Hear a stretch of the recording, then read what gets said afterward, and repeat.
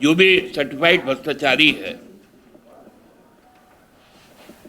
वो यदि भाजपा में आ जाए तो उसकी सीट की गारंटी और चुनाव लड़े उसका पूरी गारंटी मोदी जी देंगे। भारत के राष्ट्रपति का बंधा हुआ हाथ आज चुनाव आयोग को देखना चाहिए। आज चुनाव आयोग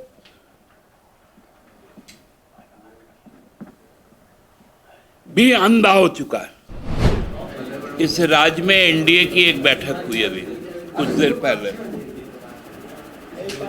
और बैठक के बाद कुछ बातें सामने आई हैं बड़ा मजेदार चुटकुले की तरह। उनके कोई प्रभारी हैं वाजपेयी जी, मतलब अटल बिहारी वाजपेयी जी से उनका कोई संबंध नहीं है, क्योंकि कहाँ सूरज और कहाँ दिया। तो उन्होंने कहा कि इस बार भ्रष्टाचारियों के खिलाफ लोकसभा का चुनाव हो रहा है।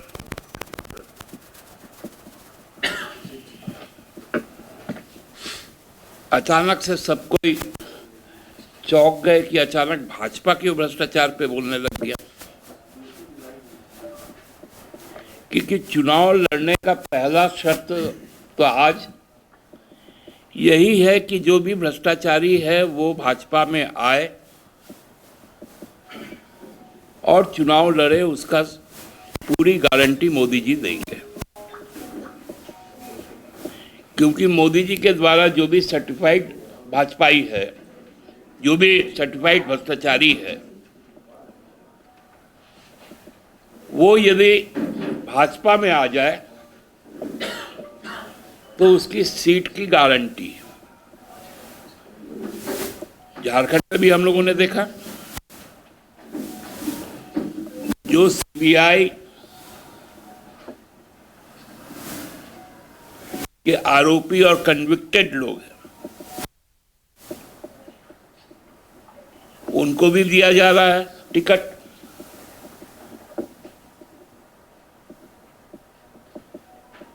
अन्य राज्यों में भी इसी प्रकार का खेल हो रहा है।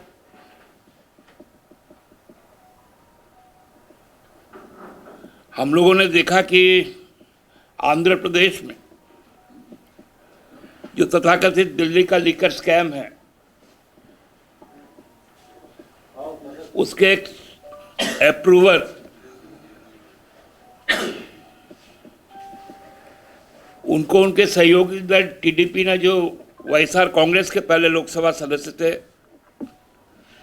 रेड्डी साहब, अब टीडीपी से वो लड़ रहे हैं भाजपा के सहयोग से।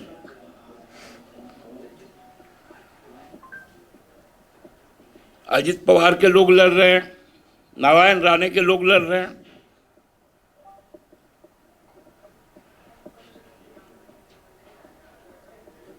तो इस प्रकार से जो भ्रष्टाचार की बात अब कर रहे हैं, मजेदार तथ्य आप लोगों को बताए कि पिछले 2 दिन पहले प्रधानमंत्री जी तमिलनाडु गए थे। वहां के एक निजी चैनल को उन्होंने एक साक्षात्कार दिया। जब उनसे पूछा गया कि चुनावी बॉन्ड पर, तो उन्होंने अपने भ्रष्टाचार का किस प्रकार से बचाव किया। बोला मोदी ने ही इसको गारंटी किया कि कोई भी व्यक्ति अपने स्वार्थ के लिए किसी को यदि पैसा दे तो उसका पता जो आप लोग लगा पाए, ये मोदी का कानून था। जबकि मोदी सरकार के जो वकील थे और एसबीआई के जो वकील थे, उनका कोर्ट में हलफनामा था कि कौन किसको चंदा दिया है इसको गुप्त रखा जाए, क्योंकि कानून यही है। मतलब चोर जब पकड़ा गया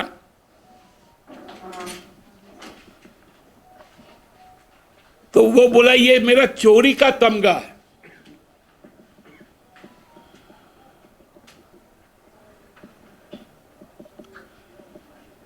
और आज पूरे माहौल को इस प्रकार बनाया जा रहा है।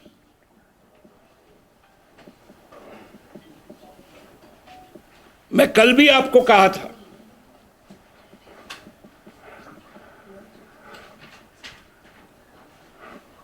कि जिस प्रकार राष्ट्रपति को एक सिंबल के तौर पे यूज किया गया, जहां माननीय राष्ट्रपति महोदया दोनों हाथ बांध के खड़ी है, दोनों हाथ, आडवाणी जी बैठे हुए हैं और मोदी जी बैठकर उस पर मुस्कुरा रहे हैं। भारत के राष्ट्रपति का बंधा हुआ हाथ आज चुनाव आयोग को देखना चाहिए।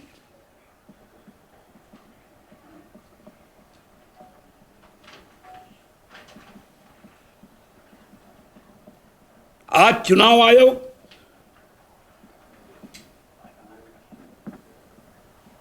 भी अंधा हो चुका है, उनको यह तस्वीर नहीं दिखी।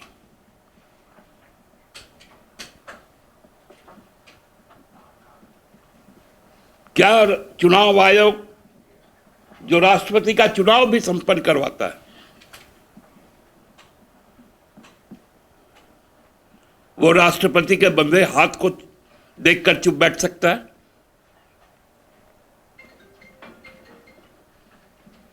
ऐसी क्या परिस्थिति है चुनाव आयोग को बताना चाहिए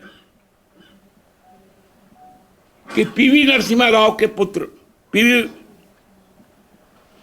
प्रभाकर राव राष्ट्रपति भवन जाते हैं। एमएस स्वामीनाथन साहब की पुत्री श्रीमती नित्या राव वो राष्ट्रपति भवन जाती है। स्वर्गीय और श्रद्धेय कर्पूरी ठाकुर जी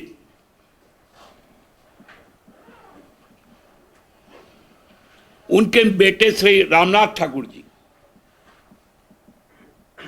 वो जाते हैं राष्ट्रपति भवन।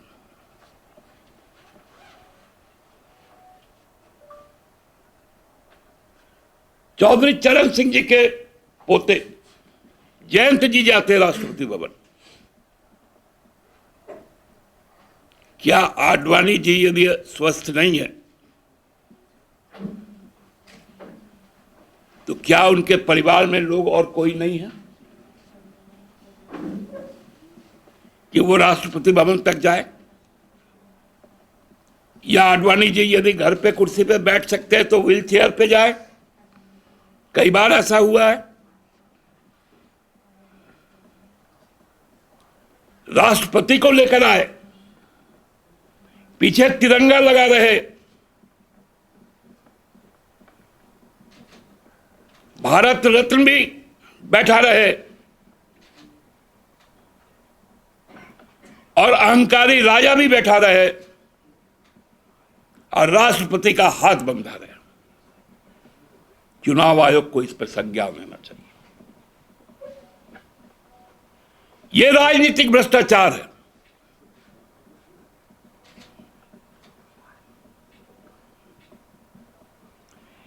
लोकतंत्र पे इतना बड़ा राजनीतिक भ्रष्टाचार आज तक नहीं हुआ था।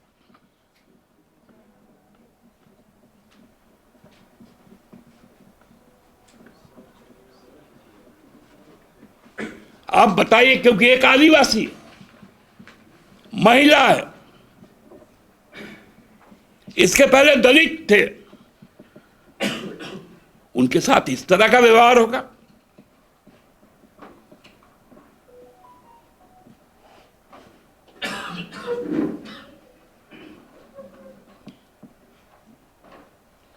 आज भ्रष्टाचार की नई परिभाषा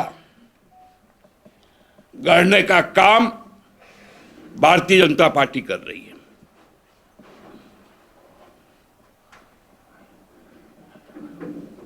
जब भ्रष्टाचार का बात आया, जब लास्ट सरकार सजग हुई, तो यहां पर ईडी को घुसाया गया और यहां के एक व्यक्ति को निकालकर उड़ीसा पहुंचा दिया गया ताकि उनको एक संवैधानिक सुरक्षा कवच मिल पाए।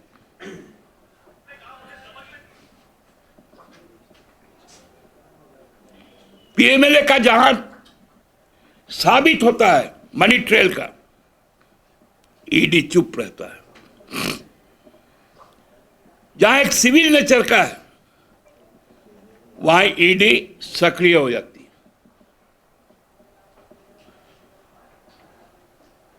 हेमंत सोरेन आदिवासी है,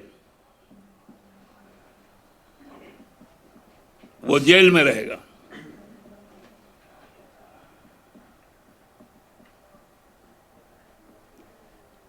और जिनके खिलाफ असंख्य एविडेंस है, वो राजभवन में बैठा रहेगा। यही पूरा खेल हो रहा है भ्रष्टाचार का। हमको लगता है कि शर्म आनी चाहिए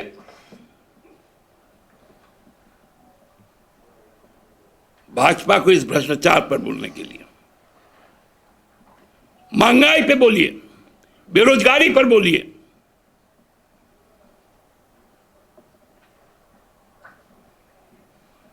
शिक्षा को आपने पूरी तरह से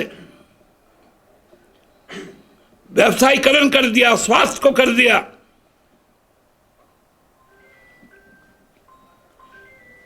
किसानों पर गोलियां चलाई।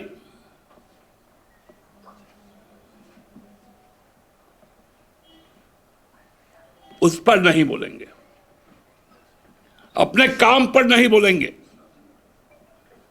10 साल के काम का हिसाब दो भाजपा।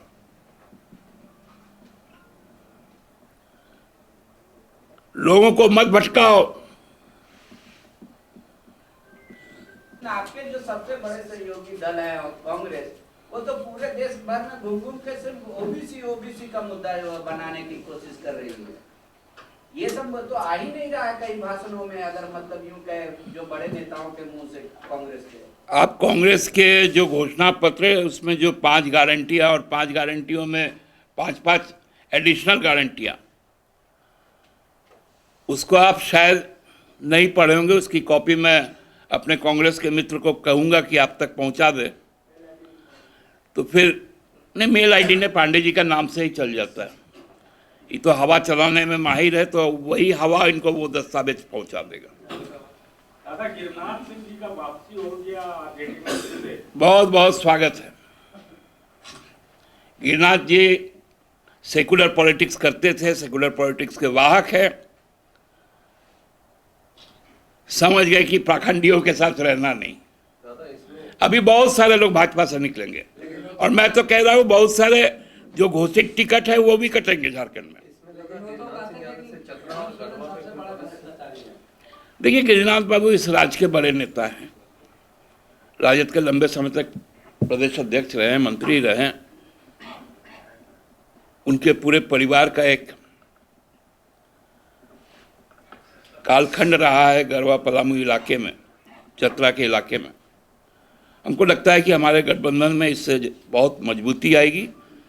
केवल चतरा लोकसभा के लिए नहीं, पलामू जिला, पलामू प्रमंडल और उत्तरी छोटानागपुर प्रमंडल, सभी जगह पर इसका सकारात्मक असर होगा।